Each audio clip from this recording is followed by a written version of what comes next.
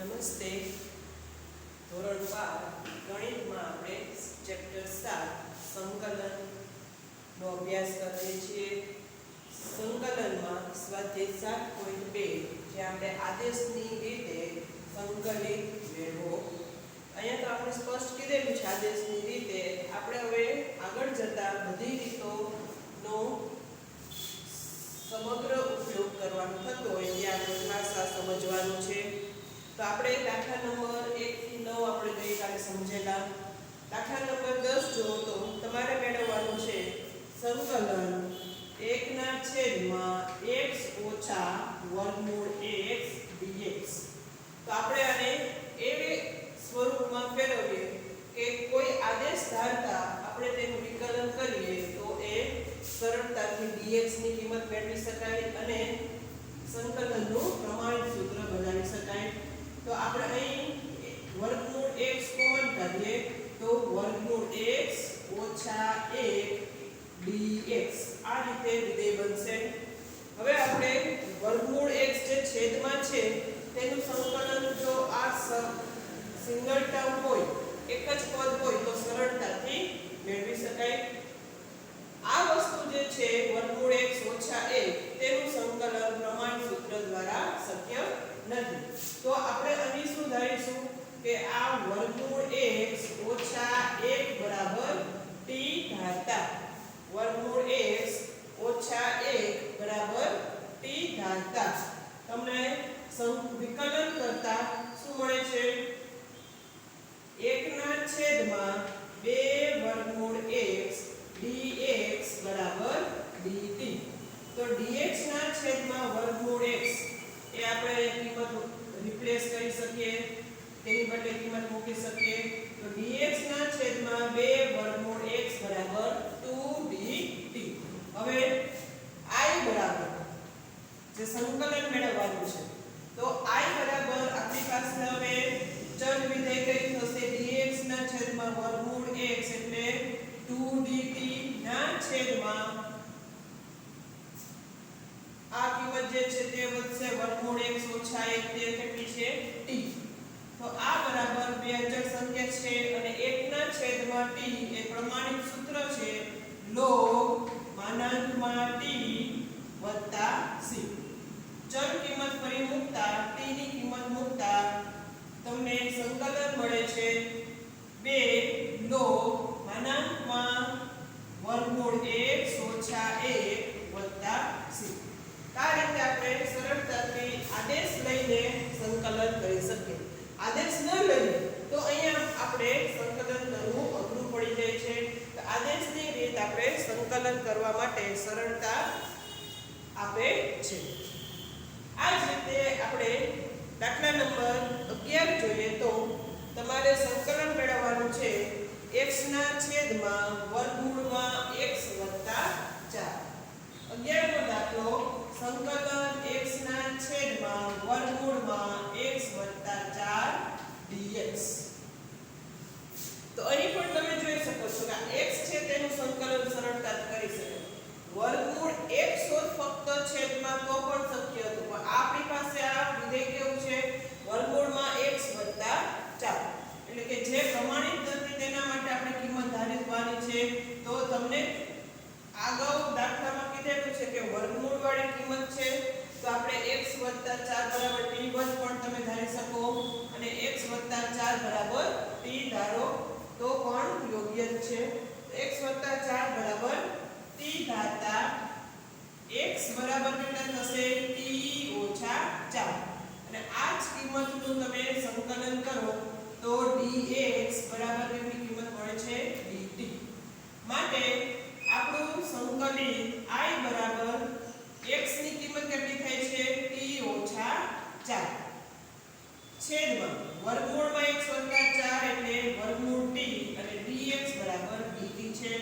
તો હવે અહીં આગળ અલગ અલગ છેદ આપતા t ના છેદમાં વર્ગમૂળ t ઓછા 4 ના છેદમાં વર્ગમૂળ t dt એટલે પ્રમાણિત સૂત્રનો આપણે ઉપયોગ કરી શકાય. અહીંયા કોઈ ભાગાકારનો નિયમ કે એવું નથી, અલગ અલગ છેદ આપવાના. તો તમારે સંકલન મેળવવાનું થાય છે આ વર્ગમૂળ t જશે એટલે વર્ગમૂળ t વધે છે વર્ગમૂળ t ઓછા 4/વર્ગમૂળ t નું સંકલન. વર્ગમૂળ t એટલે કે 1/2 ઘાત. સંકલનના નિયમ મુજબ ઘાતમાં 1 નો વધારો એટલે 1/2 વત્તા 1 છેદમાં 1/2 વત્તા 1 ઓછા 4. તો છેદમાં વર્ગમૂળ t છે એટલે t ની કેટલી ઘાત થશે? -1/2 ઘાત થશે. તો -1/2 ઘાતમાં 1 ઘાતનો વધારો છેદમાં -1/2 વત્તા 1 વત્તા c.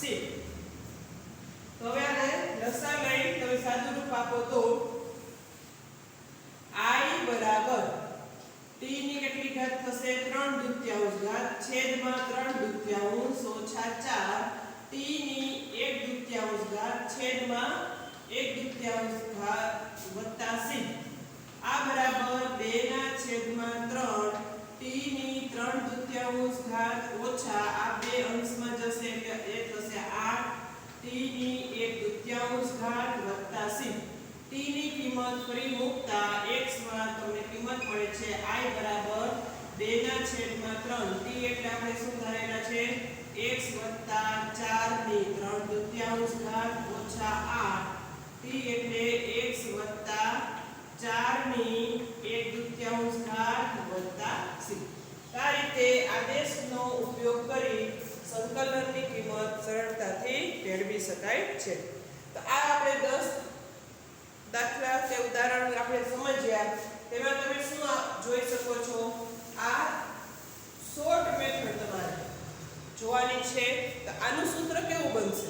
તમારે પાઠ્યપુસ્તકમાં નથી, પરંતુ તમને આના માટે શોર્ટ મેથડ તમને હું બતાવું કે આ રીતે તમે સંકલન જો કરવાનું હોય આદેશની રીતે શું થાય કે આ પ્રકારનું આ સૂત્ર બને છે કે સંકલન તમારી પાસે કોઈ વિધેય છે f of x, એની કોઈ પણ ઘાત હોઈ શકે n ઘાત, અને ગુણાકારમાં તે વિધેયનું વિકલન હોય તો આવું છે ને કે આપણી પાસે કોઈ એક આ વિધેય છે f of x અને ગુણાકારમાં તેનું વિકલન હોય, બરાબર છે?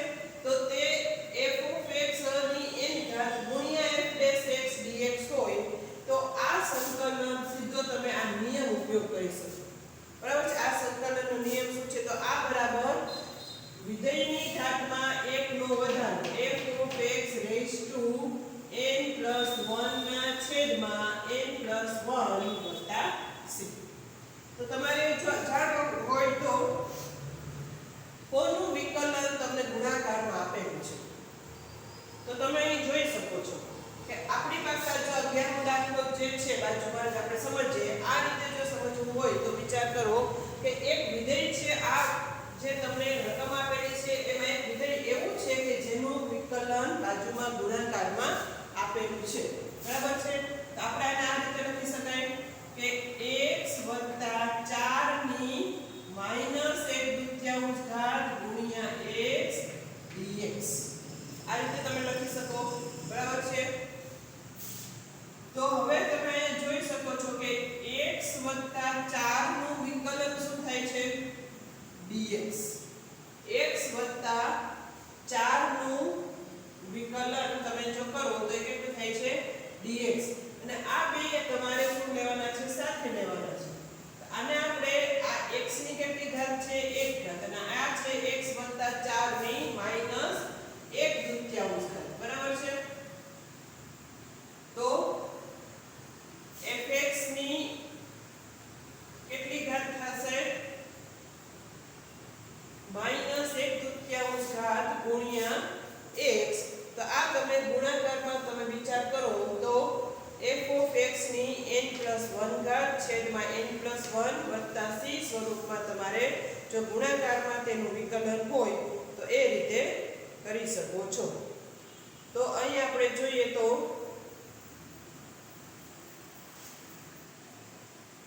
x 4 બરાબર આપણે t ધારેલા છે, અને t બરાબર તમે જે ધારેલા હતા x બરાબર t ઓછા 4, તો એનું વિકલન આપણી પાસે હોવું જરૂરી છે.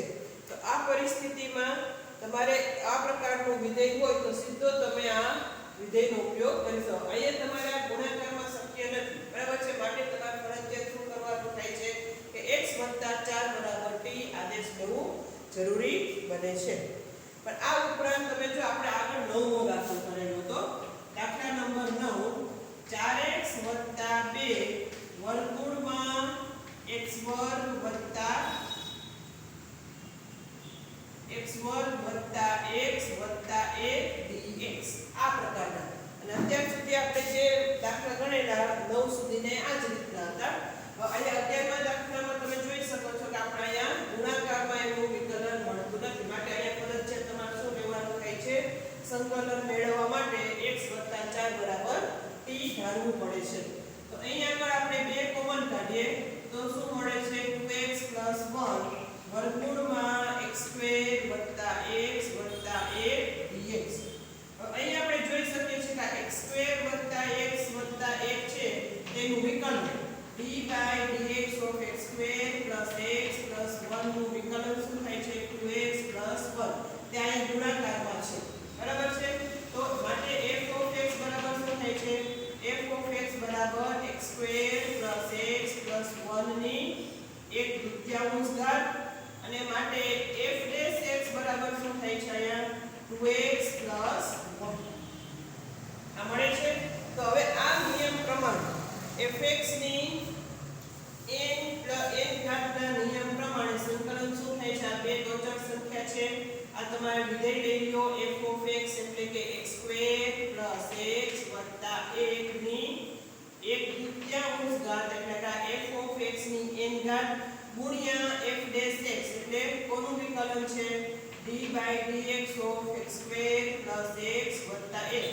આ 2x + 1 છે ત્યાંનું વિકલન છે dx, બરાબર છે. એટલે આ તમારે કેવું કિંમત કેવી મળેલી, fnx એટલે કે fx ની n ઘાત ગુણ્યા f'(x) આ f ની n ઘાત અને આ f'(x). તો આ નિયમ પ્રમાણે આનું વિકલન શું થશે, સીધું તમારે કેવું મળે, 2 અને fx ની n + 1 ઘાત એટલે કે x² + x + 1 ની 1/2 વત્તા 1 ના છેદમાં 1/2 વત્તા 1 ઘાત. એટલે આ તમને કિંમત મળે છે 4/3 x² + x + 1 ની 1/2 વત્તા 1 ઘાત એટલે 3/2 ઘાત વત્તા c. તો તમે આ જોશો દાખલા નંબર 9 તમને જે સમજાવ્યો છે આદેશ લઈને તેવા આદેશ આપણે આ જ લીધો છે, બરાબર. જે આદેશ લીધો છે એને આપણે ગુણાકારમાં એનું વિકલન મૂકેલું છે.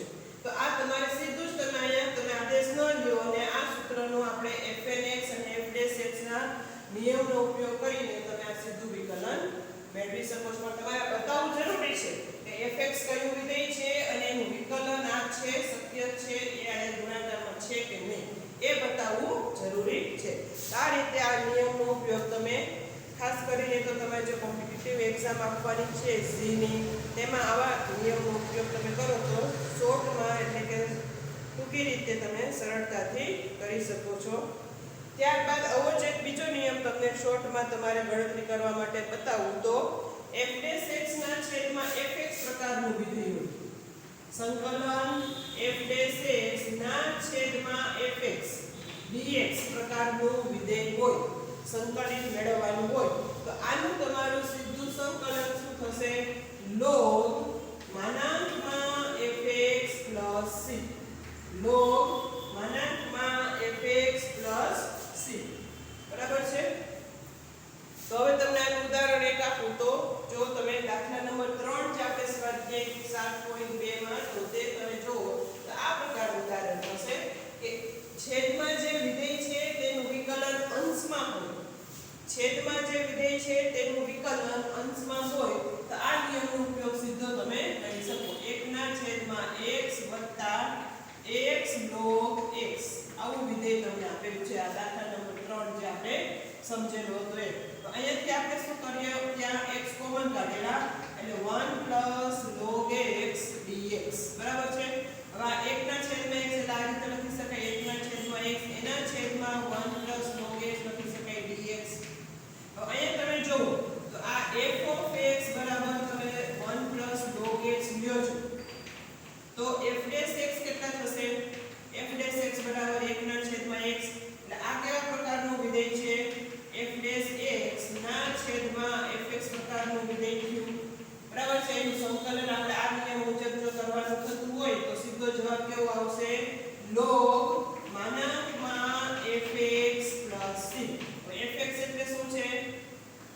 1 plus log x, log માનાંકમાં 1 plus log x plus c.